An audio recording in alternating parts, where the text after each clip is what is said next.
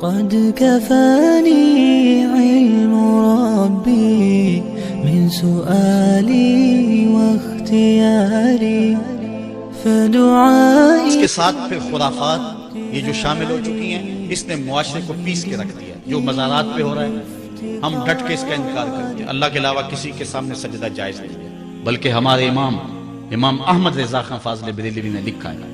آپ فرماتے ہیں کہ سجدہ قبور بالاتفاق حرام ہے اور طواف قبور بالاتفاق حرام ہے. زیارت قبور بالاتفاق جائز ہے.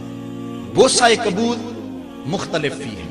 احوط یہ ہے کہ نہ دیا جائے، یعنی بوسے سے بھی اگر گریز کر لیا جائے تو کسی کو کوئی اور شائبہ نہ ہو تو یہ بھی بہتر ہے. لیکن خیر بوسے کے بارے علماء قائل ہیں، اس پر دلائل بھی موجود ہیں. لیکن قبروں کے سامنے یوں ہی کھڑے ہو جانا اور کھڑے ہو کر کے یوں سر جھکانا یہ جائز نہیں ہے. حضرت مجدد کی تعلیم کیا تھی؟ یہی بات کہی تھی اکبر نے کہ سجدہ نہیں کرتے تو ساری جھکا دی. آپ نے فرمایا نہیں جھکاؤں گا. پھر اس نے آپ کو دربار میں بلوایا، سازش کی، دروازہ چھوٹا رکھا کہ حضرت مجدد الفسانی جب داخل ہوں گے تو سر جھکا کے تو گزریں گے تو کہوں گا لو سر جھکا ہی لیا.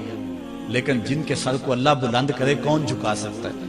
حضرت مجدد جب دروازے پہ پہنچے تو سمجھ گئے کہ یہ میرے لیے ایک جال بنا گیا ہے کہ جھکوں گا تو گزروں گا. آپ نے پہلے اپنی ٹانگیں داخل کی. تو اقبال خراج پیش کرتا ہے، حاضر ہوا میں شیخ مجدد کی لحد پر، وہ خاک کے زیر فلک مطلع انوار، گردن نہ جھکی جس کی جہانگیر کے آگے، جس کے نفس گرم سے ہے گرمی احرار، وہ ہند میں سرمایہ ملت کا نگہبان، اللہ نے بر وقت کیا جس کو خبردار. اس لیے کسی کو اپنے سامنے جھکانا یا کوئی میرے لیے کھڑا ہو، حضور نے یہ بھی فرمایا کہ جو شخص یہ ارادہ رکھے کہ میرے لیے لوگ کھڑے ہوں اپنا ٹھکانہ جہنم میں تلاش کرے. آج خود اگر کوئی کھڑا ہو جائے تو یہ اس کی مرضی. اور حضرت سعد آئے، حضور نے فرمایا قوموا الی سیدکم، یہ تمہارا سردار آیا، اس کا اٹھ کے استقبال کرو. لیکن اگر کوئی خود چاہے کہ میرے لیے کھڑے ہوں تو اس کے لیے یہ وعید فرمائی. اس طرح اگر تمہارے کوئی ہاتھ چوم لیتا ہے لیکن ہاتھ چومنے کے بغیر یوں گردن جھکانا یہ درست نہیں ہے، لیکن ہاتھ چومنے کے لیے تو وہ صحابہ کے عمل سے ثابت ہے. لیکن اگر کوئی چاہے کہ میرے ہاتھ چومے جائیں اور اگر جو نہیں چومتا تو اس سے ناراض ہو جاتے ہیں. میں ایک دفعہ ایک صاحب کو ملنے گیا تو ہم ہر شخص کے ہاتھوں نہیں نہ چومتے، آخر جو ہے وہ کسی کے ہاتھ چومنے ہو تو پھر کچھ دیکھنا بھی تو ہوتا ہے. دل اسے دے دیں جو دل بر ہی نہ ہو. تو ہم تو کسی کے ہاتھ چومتے ہیں نا، ہم وہ ہاتھ چومتے ہیں، وہ پاؤں چومتے ہیں جو راہ حق کے مسافر ہوتے ہیں. ہم ان ہاتھوں کو بوسہ دیتے ہیں اور اگر ہماری آنکھوں کی پلکوں کے ساتھ لگ جائیں تو اعزاز سمجھتے ہیں. تو خیر میں نے مصافحہ کیا تو ناراض ہو گئے، انہوں نے پکڑ کے میرے ہاتھ چوم لیے. کہنے لگے لو کیا بگڑا ہے میرا؟ میں نے کہا کہ ٹھیک ہے تمہارا کچھ نہیں بگڑا لیکن میرا بھی کیا بگڑا اگر نہیں چومے تو یہ عجیب سی کہانی ہے. ناراض ہو جاتے ہیں. ایک بت خانے بنے ہوئے ہیں. لوگ آئے ہمیں خدا بلاؤ، تم نے اپنی پوجا شروع کروا دی. لوگ آئے کہ خدا کا نام جپا جائے اور تم صرف اپنی ہی خوشامد چاہتے ہو، ہر وقت تمہارا ہی ذکر ہو. میں کتنے آراس کو جانتا ہوں جہاں اللہ رسول کا ذکر نہیں ہوتا، پیر کا ہی ذکر ہوتا ہے، کرامتیں بیان ہوتی ہیں. اور پھر آج کل جھوٹی کرامتوں کا ایک کاروبار چلا ہوا. عجیب رنگ ڈھنگ ہے، عجیب بات ہے. خوابیں گھڑی جا رہی ہیں، کرامتیں گھڑی جا رہی ہیں. میرے پاس بھی کئی لوگ آئے خوابیں لے کر، جی یہ ہم نے دیکھا ہے. میں نے کہا تم نے دیکھا ہوگا، میں نے نہیں دیکھا ہے. لوگ بڑے مفاد پرست ہیں، بڑے بڑے رنگوں میں آتے ہیں. ایک بندہ میرے پاس ایک دفعہ آیا کہ جی میرے پاس 12 موئے مبارک ہے، میں 2 آپ کو دینا چاہتا ہوں. میں نے کہا تو لوٹ سیل لگائی ہے. موئے مبارک کوئی تماشا ہے؟ جہاں سے مرضی کو بال اٹھا کے کہہ دیتا ہے یہ حضور کا موئے مبارک ہے، یہ کوئی تماشا ہے؟ اگر کوئی ہے اور کثرت سے دنیا پر موجود ہے وہ تو برکت والی بات ہے. لیکن آج ہر لئی میں رازدار دین شدے والی بات ہے اور ہر شخص جو مرضی دعویٰ. ایک بندے نے ایک دن مجھے رات کو فون کیا، جناب کہاں ہے؟ میں نے کہا گھر میں ہوں. کہنے لگا باہر نکل کے دیکھو. میں نے کہا کیا ہے؟ کہا جی آسمان کی طرف دیکھو. میں نے کہا ہوا کیا ہے؟ کہنے لگا چاند کے اندر حضور کی تصویر ہے. میں نے کہا تو پاگل ہے؟ لوگوں نے زندگیاں گزار دی اور زیارت نہ ہوئی اور تو جو ہے لوٹ سے لگا دی ہوئی ہے کہ چاند کے اندر تصویر لگا دی. میں نے کہا کمال ہے، بات کرنے والی ہے تیری. ہمارے ہاں ذوف الاعتقادی اتنی پھیل گئی ہے کہ جو بات کرے لوگ پیچھے دوڑ پڑتے ہیں. کئی ایسے واقعات ہوئے ہیں، کوئی کہتا ہے میرے گھر میں حضور کے قدم لگے، کوئی کچھ بول رہا ہے، کوئی کچھ بول رہا ہے. یہ لوگ اللہ سے ڈرتے نہیں ہیں، خوف نہیں کرتے. جھوٹی خوابیں، جھوٹی کرامتیں اگر سچی ہیں تو میں ان کا انکار نہیں کرتا، لیکن اس وقت معاشرے کے اندر جو کچھ ہو رہا ہے میں اس کی نشاندہی کر رہا ہوں. اپنے بھی خفا مجھ سے ہیں، بیگانے بھی ناخوش. میں زہر حلال کو کبھی کہہ نہ سکا کند، بات وہی کہتا ہوں سمجھتا ہوں جسے حق، نئے ابلۂ مسجد ہوں نئے تہذیب کا فرزند۔ میں کہتا ہوں اگر جھوٹوں کے پیچھے چلو گے رسول اللہ ناراض ہو جائیں گے تم سے۔ یہ جرأت کیوں کرتے ہو، یہ ہمت کیوں کرتے ہو، کیوں جھوٹے دعوے کرتے ہو؟ سچ بولو، تمہارے پیچھے کوئی لگے یا نہ لگے اس کی پرواہ نہیں ہے۔ یا ایھا الذین آمنوا اتقوا اللہ وقولوا قولا سدیدا، اللہ فرماتا ہے ایمان والو سیدھی سیدھی بات کرو، پھر کیا ہوگا؟ یصلح لکم اعمالکم ویغفر لکم ذنوبکم، وہ تمہارے اعمال بھی ٹھیک کر دے گا، تمہارے بخشش بھی فرما دے گا۔ نہ لوگ اکٹھے ہوں، نہ مجمع بنے، نہ حلقہ بنے، یار یہاں تو 72 ہوں تو وہ بھی قبول ہے۔ یہاں مقدار نہیں دیکھی جاتی، یہاں معیار دیکھا جاتا ہے، سر نہیں گنے جاتے، دل گنے جاتے ہیں۔ یہاں یہ دیکھتے ہیں، مت لوگوں کو جو ہے وہ کھلونے دے کے بہلاؤ اور لوگوں کی عقیدتوں کو لوٹو اور لوگوں کے ساتھ ظلم کرو، زیادتی کرو، اپنی آخرت بھی کالی کرو اور لوگوں کی آخرت بھی کالی کرو۔ آپ دیکھیں دائیں بائیں، اپنی نظر رکھیں، نگہباں بن کے جو اہل چمن کی آبرو لوٹے۔ چمن والو عقیدت چھوڑ دو ایسے نگہباں کی، کوئی حق کا مسافر تلاش کرو، چاہے اس کے کپڑے پھٹے ہوئے ہوں، کرامت اس کی نہ ہو ساری زندگی کے اندر، لیکن محمد عربی کی غلامی تو ہو نا۔ حضرت شاہ نقشبند بخاری سے کسی نے پوچھا حضور آپ کی کوئی کرامت؟ فرمانے لگے اس سے بڑی کرامت کیا ہو سکتی ہے، اتنے گناہوں کے باوجود زمین پہ چل رہا ہوں اور زمین مجھ کو دنسا نہیں لیتی اپنے اندر۔ ہمارے بزرگوں کی تو کہانیاں یہ تھیں، اور آج تھوک کے حساب سے کرامتیں دی جا رہی ہیں۔ آج کے پیروں کی اتنی کرامتیں، غوث پاک کی بھی اتنی کرامتیں بیان نہیں ہوتی جن کی ان کی کرامتیں بیان ہو رہی ہیں، دڑا دڑ کرامتیں بیان کر رہے ہیں۔ ایک بندے کے یہاں بچہ پیدا ہوا اور اس نے یہ شور کر دیا کہ یہ رمضان کے دنوں میں دودھ نہیں پیتا، اس لیے کہ حضرت غوث پاک بھی نہیں پیتے تھے، وہ بھی پیدائشی غوث تھے اور یہ بھی پیدائشی غوث ہے، اور رمضان کے دنوں میں دودھ نہیں پیتا۔ اچھا کوئی 2-4 ماہ گزرے تو اس غوث کی ماں کو طلاق دے کے نئی عورت سے شادی کر لی۔ میں نے کہا کم از کم اتنا تو خیال رکھتے، جس نے غوث جنم دیا ہے اس کو تو عزت سے گھر سے رکھتے۔ تو یہ کیا تماشے ہیں، کیا لوگ بے وقوف ہیں؟ اب لوگ سمجھنے لگے ہیں، لوگ جو ہے وہ ان وجہ سے پھر دور دین سے ہوتے ہیں، نقصان یہ ہوتا ہے۔ لیکن میں آپ کو کہتا ہوں دنیا سے حق ناپید نہیں ہوا۔ اگر مداری گر موجود ہیں، ڈاکو لٹیرے اور چور موجود ہیں، تو حق کا ڈنڈورا دینے والے بھی اس دھرتی پہ بستے ہیں۔ ہمارا رویہ یہ ہے کہ ہم کسی ایک شخص سے بدزن ہو جاتے ہیں تو پورے طبقے سے بدزن ہو جاتے ہیں۔ کئی بندوں کو میں سمجھا جو میں دیکھا ہوا ہے پیروں کو، اور تو نے دیکھے ہوئے ہی نہیں، جن کو مل کر زندگی سے عشق ہو جائے وہ لوگ شاید آپ نے دیکھے نہ ہو، مگر ایسے لوگ بھی ہیں کہ جن کو دیکھ کر کے زندگی گزارنے کا ڈھب آ جاتا ہے، سلیقہ اور طریقہ آ جاتا ہے۔ ان لوگوں کی تلاش کرو۔ اگر ایک دکان سے کپڑا صحیح نہ ملے، سودا صحیح نہ ملے، تو آپ جو ہے کیا کھانا پینا چھوڑ دیتے ہیں؟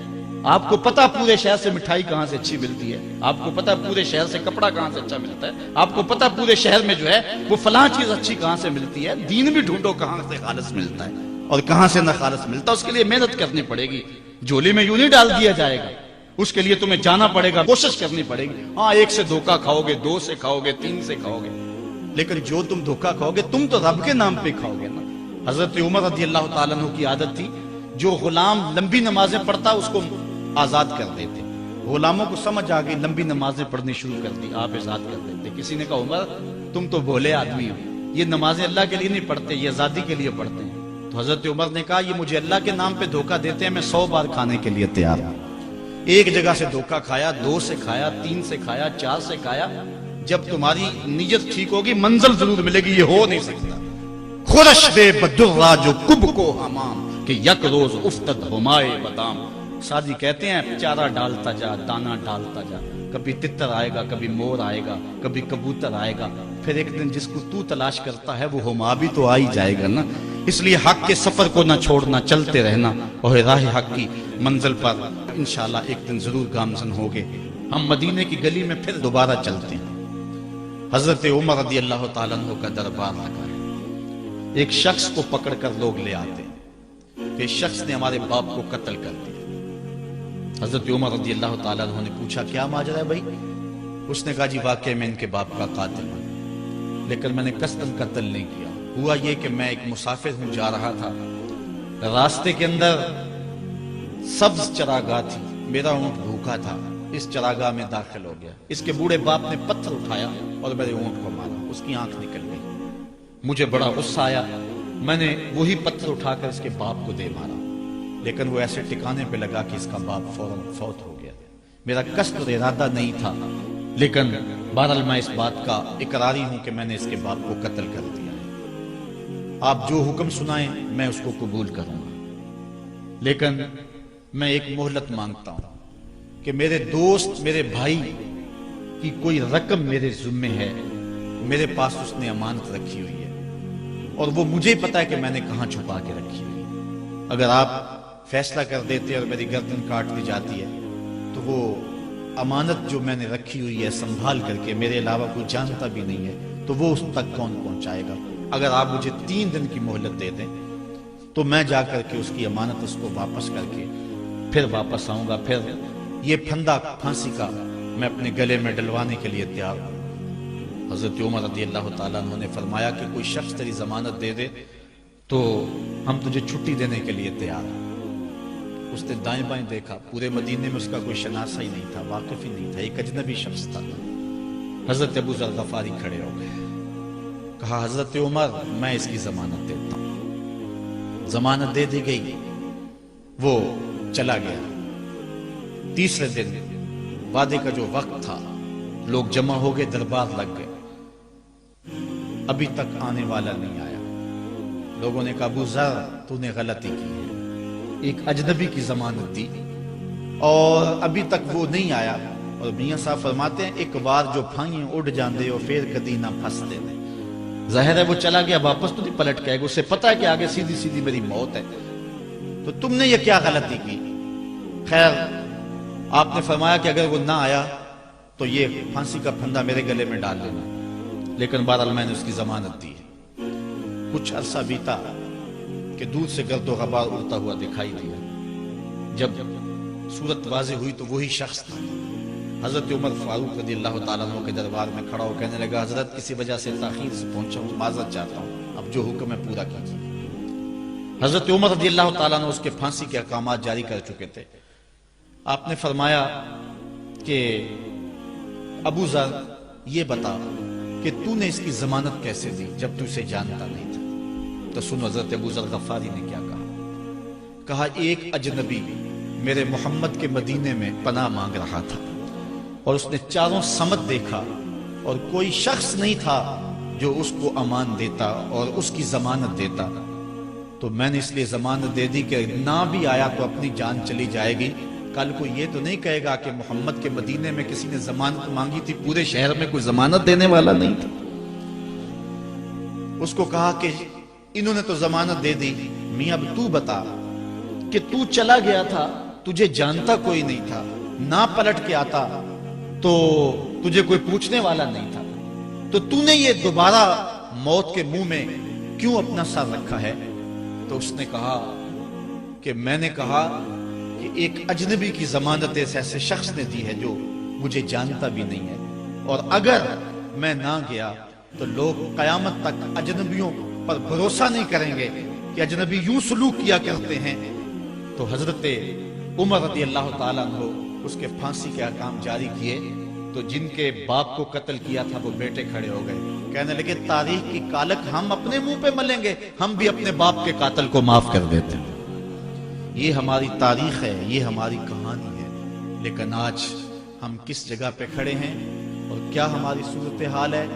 نہ ہمارا کردار رہا اور نہ ہمارا کوئی تشخص رہا۔ آج ہم نے اپنا تشخص بھی مٹا کے رکھ دیا، اپنے طرز زندگی بھی بدل دی، نہ ہماری باطن کی وہ روشنی رہی، نہ ظاہری وہ صورتیں رہی کہ ہم پہچانے جائیں کہ حضور کے غلام، بلکہ آج بھانت بھانت کی بولیاں بول رہے ہیں۔ اقبال نے کیا کہا تھا؟